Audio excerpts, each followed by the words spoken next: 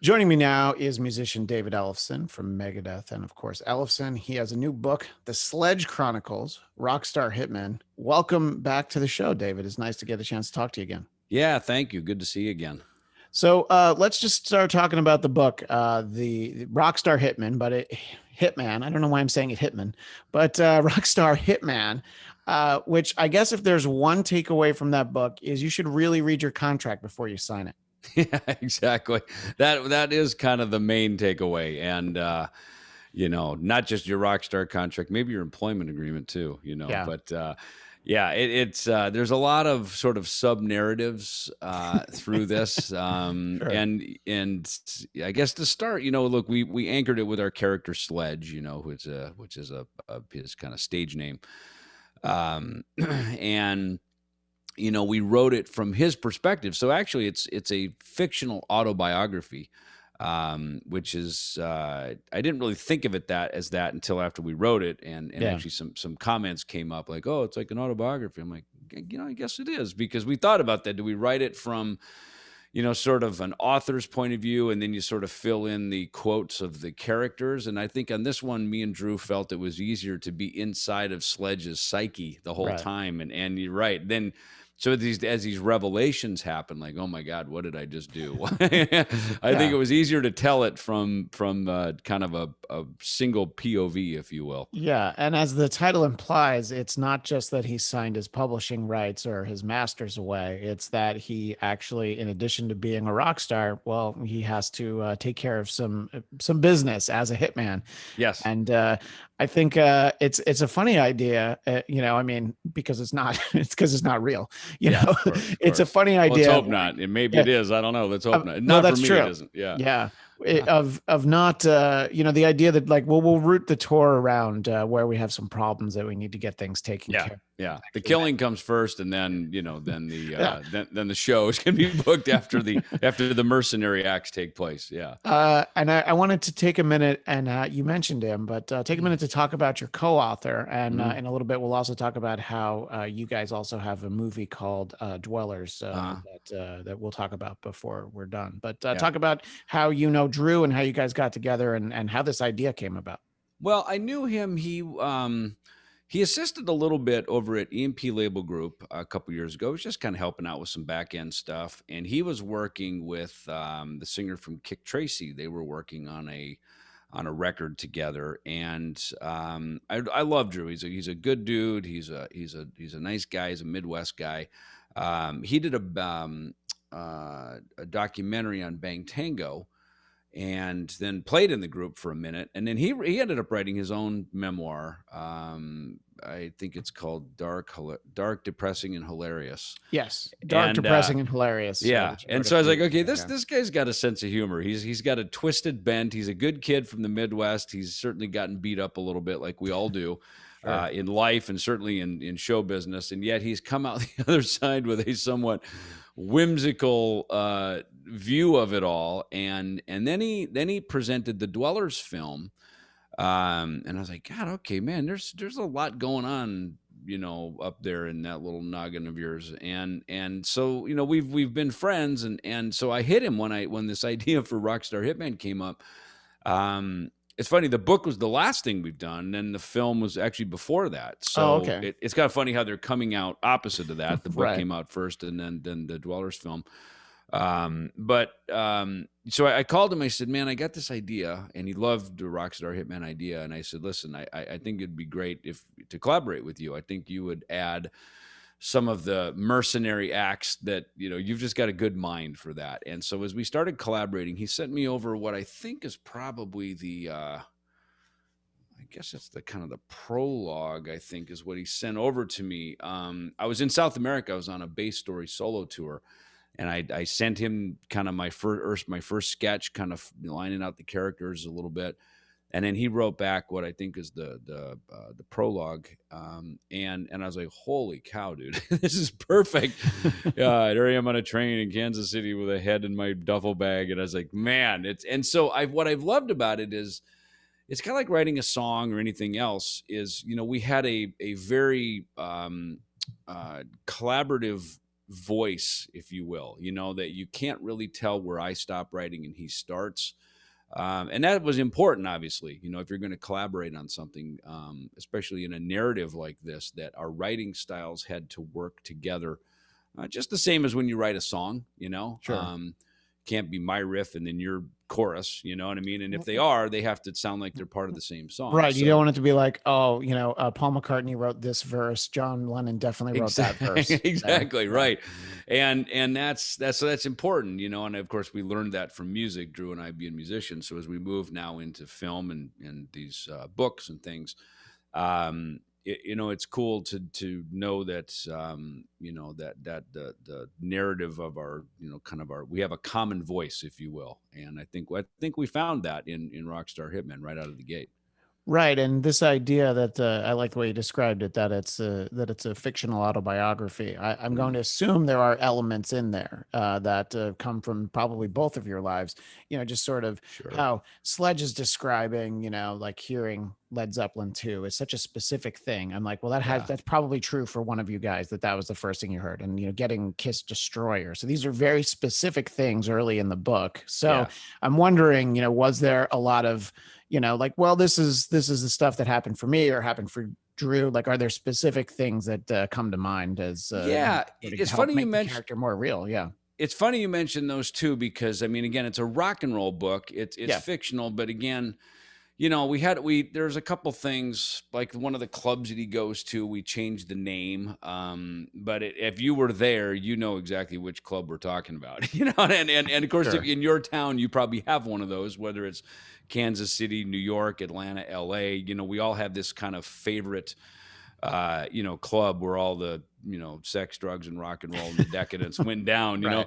And we didn't want to date it like, oh, it's 1984 and da da da da. Yeah. Even though, of course, that was my experience when I got to LA, and Drew got there many years later. I guess probably in the late 90s, maybe early 2000s, something like that. So it had to be somewhat universal. So we picked, we don't say, oh, Motley Crue Shout at the Devil just came out, Yeah. because of course that would have dated him. So Led Zeppelin is kind of this, it's pretty timeless, and it covers what, 50 years, so this Yeah. book could have happened anytime in the last 50 years of rock and roll.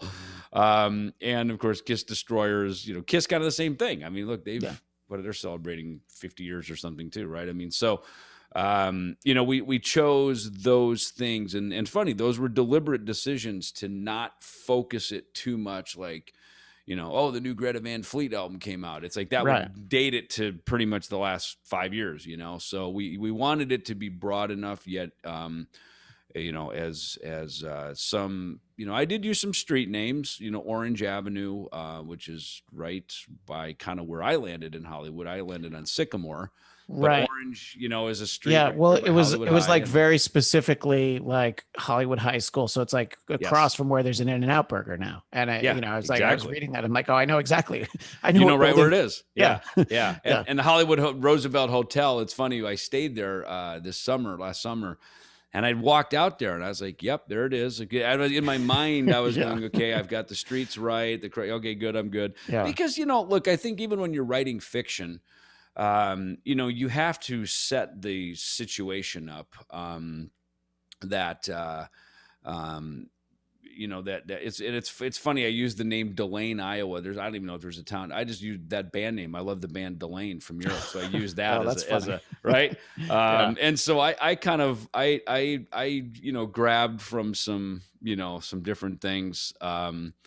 McCready. I was kind of thinking of McCready from Pearl Jam. I thought that's kind Yeah, of a I cool was wondering, name. yeah, because his Yeah, real name is Toby McCready, and I yeah, actually did yeah. think of Mike McCready Yeah, when I saw exactly. that. Yeah. So I kind of I just sort of drew, and these are very random things, and Yeah. I'm divulging. This is a really behind the scenes moment right Sure. here, kind of where I grabbed these things. And there was a drugstore on the main street in Jackson, Minnesota, where I grew up, and it's not McCready Drug, but it was a different name. But I kind of drew. You draw from your own experiences. I think when you're creating fiction, you take, especially if you're basing something in a city, you want to anchor it around things that people find familiar, because you want to draw the reader into obviously some familiarity. If you talked about New York and you didn't mention the Empire State Building or something, or Wall Street, you'd be like, what the hell? Like, this isn't even New York. You have to color the landscape, and then as you write the fiction story in, then that becomes your own. That's the part that you create on your own. Yeah, and if you're putting it in a real place, like obviously when it's a real part of the story, like, obviously Blade Runner was a novel before it was a movie. We have to put a lot of detail into creating Yeah. that world. And I think for your story, you're like, well, yeah, he's going to end up in LA, and you don't need to create some fictional version of LA where there's, Right. flying cars and robot butlers and stuff, It's just, Well said. Exactly. I mean, everybody knows Sunset Boulevard. yeah. There's just some things that you're going to naturally want to use because they bring familiarity to the reader, so that they feel like they're there. Like, oh, I've been there. Yeah, that's right. Okay, I know right where that's at. Like you said, Yeah, yeah. the In-N-Out Burger on Orange. It's like, now I'm there. I'm there in my mind. I'm in that location, and now I can envision what's actually going down in the book.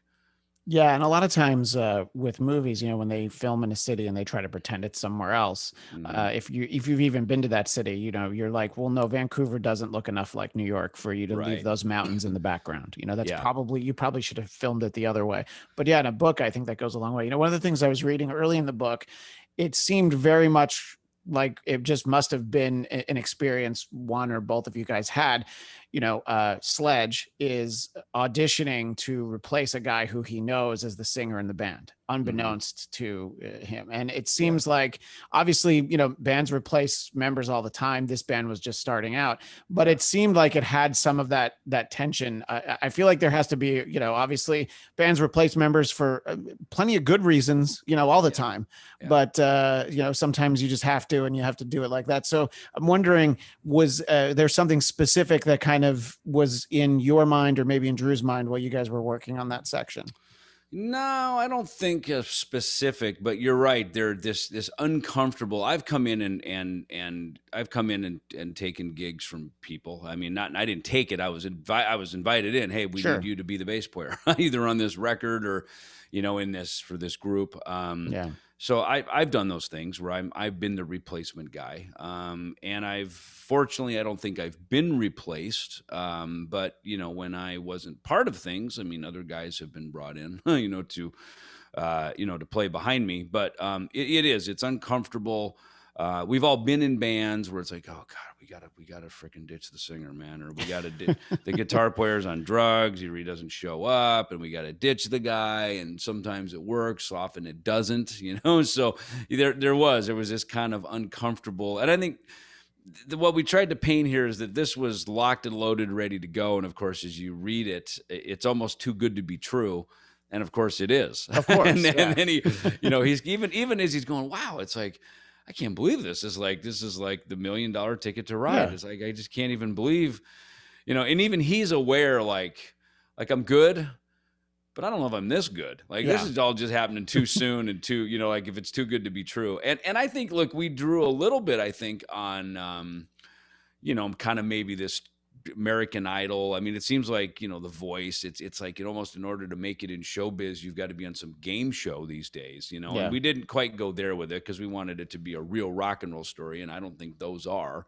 In fact, most of the people that are on those shows are usually never heard from again, except the Well, four people in and- the chairs who are the yeah. celebrities making all the money. Of course, it's a great. It's the modern day Hollywood Squares. You know what I Yeah. mean? It's and is and the what it most is. like rocking winners they've had on American Idol are the ones that you hear about the least, and because Yeah. I mean, but that mechanism in place, I mean, if you just think of the first one, I mean, Kelly Clarkson wins and they're like, great, here's your song, now Yeah. you're going to go, and it's everything's in place. Exactly. Fortunately for her, at least as far as we know, she didn't have to kill anybody on her first tour. Yeah, well, as far as we know, it's funny. Yeah. Chris Daughtry, who I'm friends with, and I've gone Sure. to see him perform, and he tells the whole story. I mean, he very openly talks about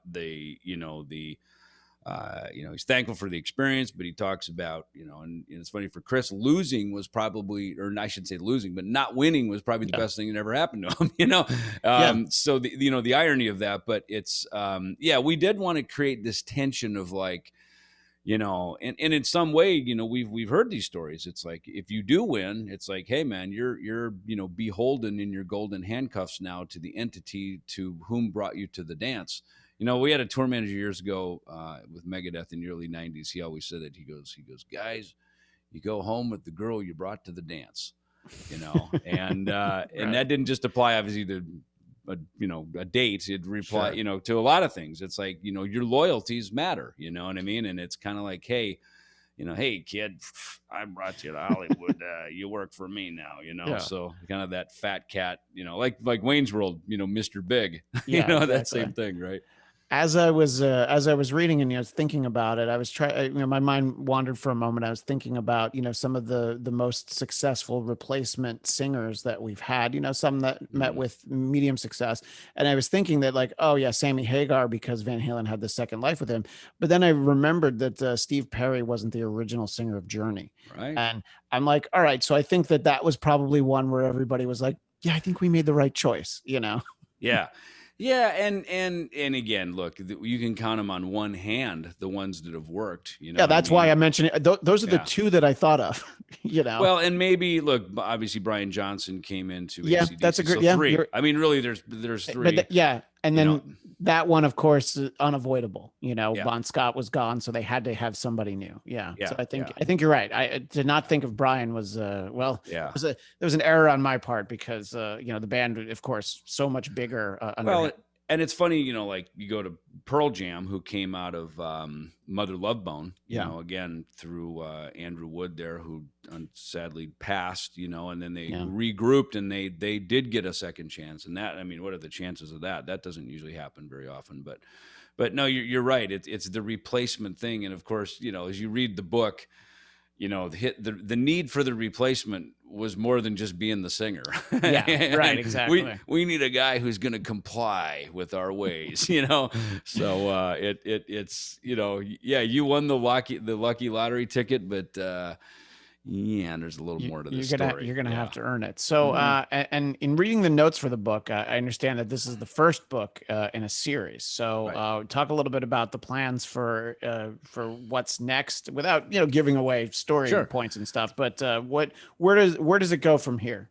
Well, the second book is mostly written actually, and part of the idea that we thought of is, look, okay, so he's as you read the book and the escapades continue from city to city, in my mind, international man of mystery here. It's like, why does it have to only be the USA? And as his Right. band gets popularity in Europe or South America, Asia, the need for eliminating bad guys is almost endless. So the Jason Bourne level of conspiracy and crap that goes on in Europe, and of course South America is a whole other Yeah. potential cast of characters we can write in. So I think we like the idea that the story could continue, Yeah. and then sort of interpersonal band dramas, and there's all the different stuff. In fact, one of the fun things that was fun to develop, I remember where I was sitting in the front lounge of our bus in Germany a year ago. We were on tour with Five Finger Death Punch, and I remember writing the sort of the developing love interest in the story, because I thought, okay, we've kind of developed this good enough. What's the next twist? Which is, okay, I'm already living a double life with my band because I'm a band member, and they don't know that during the day I have Yeah. to go out and do this dirty work. Let's add another level, which is the love interest with his new girlfriend. How do you have a girlfriend? and Yeah. especially if they're listening and watching everything I do. How do I make this work? So that really created a whole other tension. And Drew's great at turning these left corners. So as I would sort of develop the story, Drew would come in and just drop a hard left on the story, and I'd send it over to him, and he'd hit me back, and I'd go, "Whoa, I never saw that coming." So it was fun for me to Yeah. read Drew's version of my story, if you will, and just take it to these harrowing places, Yeah. so and again, so there's that was I mean, I think we're just getting started. We love the excitement of it, and the Well, yeah, development work and to go. again, not looking to divulge story points, but as I was reading it, there's obviously the idea that this agency that Sledge finds himself working for, Mhm. they're telling everybody that they're doing good work, but then you, of course, doubt that. That's basically that's the premise for the TV show Alias with Jennifer Garner when it premiered like 20 years ago now. Right, But it right. was like she thought she was working for the government, and at some point, it's like, no, actually, you're one of the bad guys, and Well, and we so she, clearly state that yeah, as, and again, writing it yeah, from Sledge's point of view, this mental yeah. mind mess that he's in, to go, is this a good thing? Is this bad thing? Yeah, these are bad people. So by doing a bad thing of killing someone, is that a good thing because they were Right. a bad guy? You know what I mean? So Yeah, it's, exactly. and I guess, look, if you're put into the military, you could be a similar thing. It's like you're Yeah. trained to go defend, but in the need to defend, you have to, do some things that a civilian wouldn't, or if a civilian did, we'd be thrown in prison, So Right. he goes through this because he's just a kid from the Midwest, wants to be a Yeah. rock star, he's a musician, and all of a sudden he's thrown into all of these, he's really, really thrown into the deep end and trying to process, and there is no way out. I mean, he's the, and again, as we develop this, of course, that is all part of this is, I think always looking for where's the escape hatch out of this nightmare that I'm Yeah. in. Yet, nightmare during the day, living the dream at night, Yeah. 10,000 It's people screaming my name, it's definitely a good trade-off. I want to talk to you about the movie in a second, but Yeah. one last thing about Sledge, I do like where his nickname comes from, which is well, I want to become a musician, so I'm gonna go ahead and take a part-time job at the slaughterhouse, Yes. where he Yeah. literally has to sledgehammer Yeah. cows. And it's such a very specific thing, and again, because it's fiction, it's a funny nickname because of Yeah. of how he got it. I just want to know where that comes from. Is it just you guys throwing around names, or Well, it's funny. So I grew up in Jackson, Minnesota, sure. farm, and just maybe 4 or 5 miles up the road, there was in this little town called Bergen, which literally was a stop sign, a grocery store, and a tavern and a gas station. And then on the other fourth corner was a slaughterhouse, right? So a lot Oh, of our wow, okay. neighbors would take cattle there. They'd call our family, say, "Hey, you want to buy a side of beef? We're slaughtering a cow, Sure. so that's how we'd pack our freezer, with full of, from that. So that was where the idea came from. It was literally drawn from like, what kind of a job would you take when you live out in the cornfield? And I know, because I worked for my Yeah. dad's, for our farm.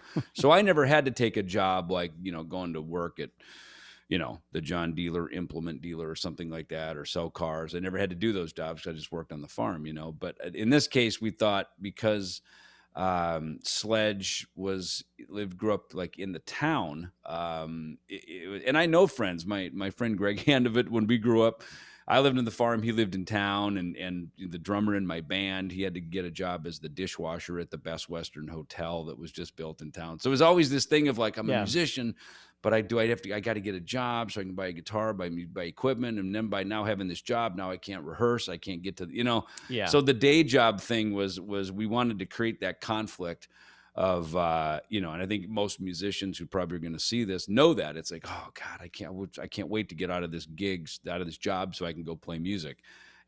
So, I think Drew and I drew out very much on personal experiences either we had or maybe band members, and the people close into our world had to struggle with those things.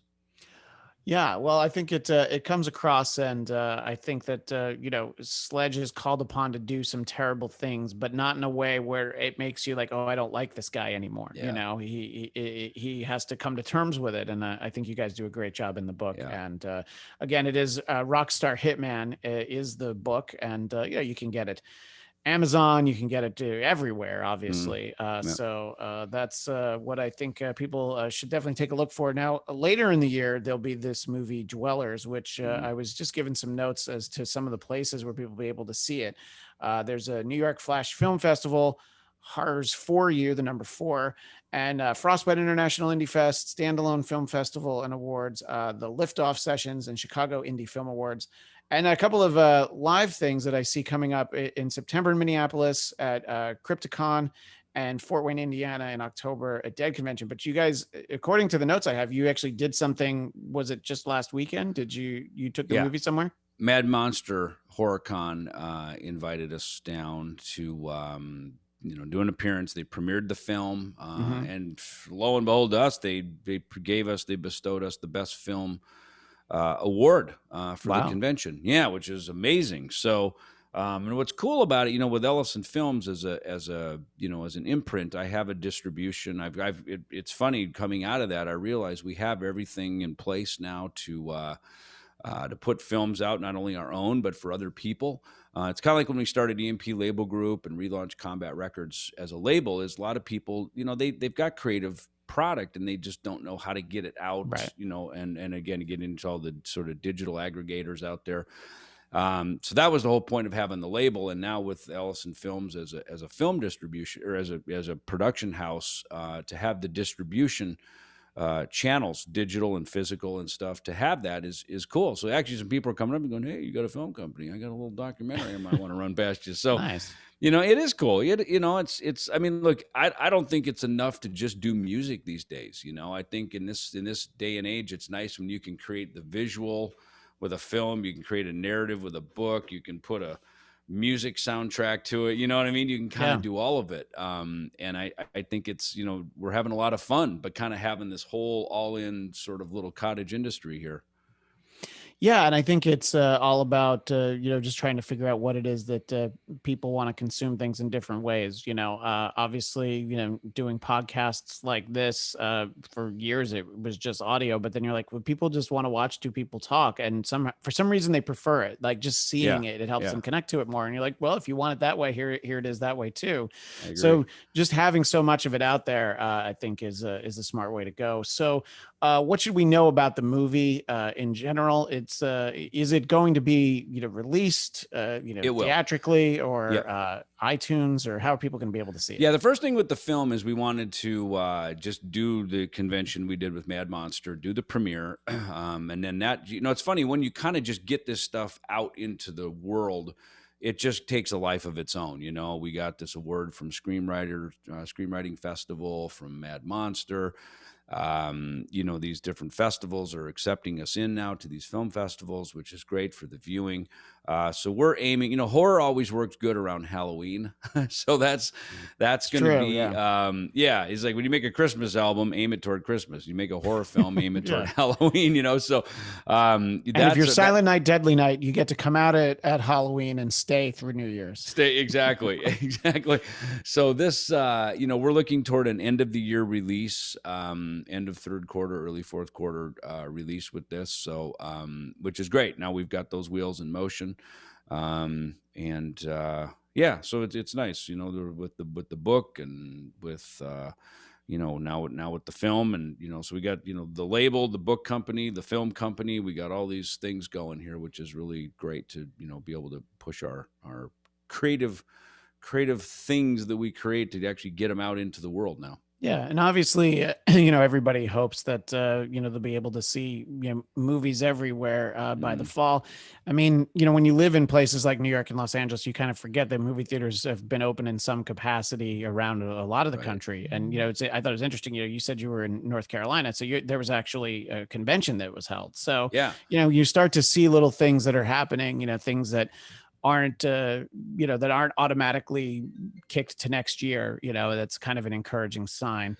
And it's you'll occasionally hear bands talk about we've got some acoustic shows mostly through Florida and Texas is what you hear a lot. Those are the places that, and we did some of those with the Ellefson solo band. We actually went down to Texas and Louisiana back in October and early November, and we did go through the Midwest. And, you're taking your chances, obviously, before things are really ready to open up. So I probably wouldn't want to do that again. It was fun to do it because we had that Ellefson No Cover record that came out. But Yeah, I mean, again, kind of the same thing. Mad Monster, they did a great job of how to socially distance and traffic patterns, and everybody was Yeah. masked up and everything, so it works. And I think it's kind of a cool thing. Is that with the big studios and those big releases, they quickly, a lot of them that could, they pivoted really quickly over to Amazon, Apple Yeah. TV, over to Netflix. I think with these little independent things like this, that were, this kind of found footage genre, which Dwellers is, to have our little, Ellefson Films imprint here, we're able to, move kind of unaffected unaffectedly through things like this pandemic. It's like you doing the Zoom podcast. You can kind of just keep going. Yeah, You don't exactly. have to be on network TV and the studio audience, and those things, as great as they are, the bigger this stuff is, even Megadeth, the bigger it is, we got hit harder, the hardest and first and for the longest. So some of these smaller little independent things that have developed during the pandemic like this, we're able to kind of keep motoring through, which Yeah, I is, mean, I think I it think, makes sense. cool. As, you get your small movie out. It's not like you're talking about the major studio movie where it's like, yeah, we've already put so much money into this, we can't wait another year to get something back. So I Well, look think at this James Bond film has been pushed back for it's like 6 it's a months, is a year and a year. half now from Oh, when it was I supposed to come know. out. I know. And look, it's James Bond, so we're all going to go see it no Yeah, matter what, because but it's such a big and it's also brand. that it's like, well, it's James Bond. Like, they don't want you to watch it on a screen this size. You know what I Yeah. mean? They're like, no, you're gonna Yeah. have to, if you're gonna really enjoy it. Yeah. So Yeah. that's why they keep doing that. But Yeah. well, Yeah. it's always encouraging to hear, that there are, we can start making some kind of plans again, and then obviously you never know what happens. But it's like, yeah, Yeah. we should be able to do it. And Yeah. glad to hear you guys got to. The last time I talked to you and Tom about Mhm. the No Cover record, and Right. glad you guys were able to get out there with it. I assume the reaction must have been great to it, because of what, I heard the tracks on it. I thought that the Yeah. selections and the way you guys did them, the songs were great. Yeah, thank you, thank you. Yeah, no, it's great, and I mean, it's fun because Ellefson is a new band essentially, and by doing this cover record, just inadvertently, we sort of created a set list now. Even when you're rolling out a new band, to play a cover or two, it helps fill some time. It Yeah. brings familiarity to a new audience. We all joke about, hey, here's one off the new album, and then everyone goes and pee break. You know what I mean? Go outside and smoke a cigarette. So I think it's fun with our group. We've got some new songs that we've rolled out. But by having now 18 cover songs we can draw from that are out there as a record, there's some familiarity to it, and I think there's some fun about it. It's a cool story, and the history of it. People always ask, "Oh, so what was your influences?" And da da da. It's like, well, here it is. There's 18 influences right there. Yeah, listen to the album. There it is. So. It's fun to have these different things out there, and and to, again, to kind of quickly pivot and be able to go out and do these different things, has been quite honestly, it's been a blessing this last year. Yeah, absolutely. Well, before I let you go, the last thing I always like to make sure I give you a chance to talk about is the Ellefson Youth Music Foundation. Mm-hmm. So take a minute to talk about the work you do there and how people can find out more. Sure. So EllefsonYouthMusicFoundation.org is our site. We're always fundraising, so there is a little donation button on there, which always goes to help. We started the Schools Out initiative last year, doing free music lessons for students around the world, and so we tap some educated instructors, as well as some famous friends of ours, to jump in and help do that. And Cisco gave us a nice, wonderful grant of their Cisco WebEx platform, but also their monitors and all of their stuff that they have to help us be able to do those. Like you say, you don't have to do it on your iPhone. You can actually have a big screen. And yeah, exactly. So they've really been wonderful for that. So big shout out to Cisco helping with that. The Grammy Music Education Coalition last year, they had just formed that. So, I was thinking, about all those, dozen Grammy nominations Megadeth got over the years, as much as it obviously would have been great to walk home with Grammys. The fact that we finally, came home with one in 2017, it kind of was what at the right probably stage of maturity, and maybe in just the world, to then they had just formed the coalition, and they were just so supportive, to help us with this, and we were able to help direct them over to some other friends of ours that have foundations and bring them in. So, this whole thing is always about saying yes and letting the tentacles of goodwill just keep going out to as many people as possible. And I think when you have the foundation like we do, we can do that, and that's the intention of that, is to constantly keep putting that up. Mad Monster, they have a foundation, so we're going to probably collaborate and do some stuff together. So it's nice, as foundation meets foundation. Yeah. Then it 1+1 becomes 3 and 4. It becomes Yeah. bigger than both of them. Well, yeah, well, that's great to hear. And again, it's EllefsonYouthMusicFoundation.org. The book we were talking about at the beginning of the conversation, Hitman and Dwellers, coming your way later in the year. Yeah. David Ellefson, always great to get a chance to chat with you. I really appreciate it. Thanks again, and looking forward to talking to you again soon. Good to see you again. Thanks. All right. See ya. Bye-bye. Bye-bye. Yep.